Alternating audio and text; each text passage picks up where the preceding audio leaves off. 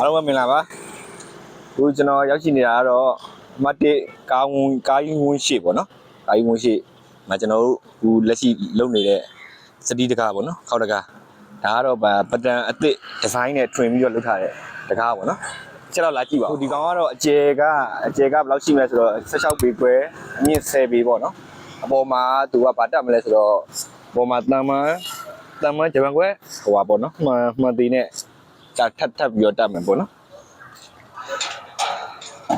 ဒီဇိုင်းကတော့ဒီဇိုင်းပေါ့နော်ဒါဒီကောင်နဲ့မတူညီတဲ့ဒီဇိုင်းတွေလည်းရှိသေးတယ်နော်အချက်ဖွင့်ပြမယ်နော်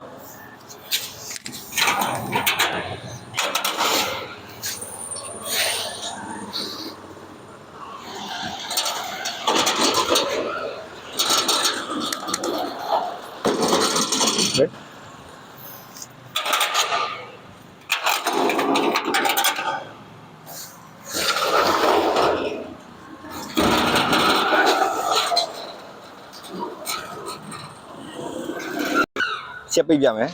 โอเคဆက်မယ်နော်ဟုတ်ပါတရားလေးပဲဆက်မယ်နော်โอเคဟုတ်ပြီဘယ်လိုပါပဲ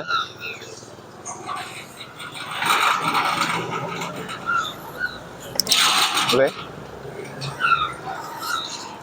ဒါမျိုးတွေမှာယူခြင်းနဲ့ဆိုရင်ကျွန်တော် data construction မှာယူရပါတယ်အားလုံးမကြည့်တဲ့ခုဒါအတွင်းအလှပေါ့နော်အတွင်းအလှမှာနဲ့ဒါသုံးထားတဲ့ပုံစံလေးပေါ့နော်ဘယ်လိုရှိလဲဆိုတာကိုပြပါမယ်ဒါကတော့အတွင်းထဲမှာဒါကျွန်တော်တို့မင်းနှုံးပေါ့နော် safety ဖြစ်အောင်မင်းနှုံးသုံးတယ်အတွင်းမှာဆိုရင်ဒါတော့ခတ်ခွင့်ရှိမယ်အောက်တွေမှာဆိုရင်ဒါချက်တွေရှိမယ်ဒါပို့ပြီးတော့ပိုင်းရှင်းရတာပို့ပြီးတော့ safety ဖြစ်အောင်ဒီမှာထပ်ပြီးတော့ကျဲဟိုပါပေါ့ဘောက်ကျိတ်သဘောမျိုးထပ်ပြီးတော့တက်ပါမယ်ဒီ point တွေမှာပေါ့နော်နောက်ကိုဆွဲလို့မရအောင်ဒီကျက်ကစေ့မဖြစ်လို့ဒီလိုနောက်ကိုဆွဲလို့ဒီလိုမရအောင်ဒီကဘောက်ကြီးသဘောမျိုးတွေပြန်သုံးမယ်ပေါ့နော်ဒါတွေပါထပ်ဖို့ရှိတယ်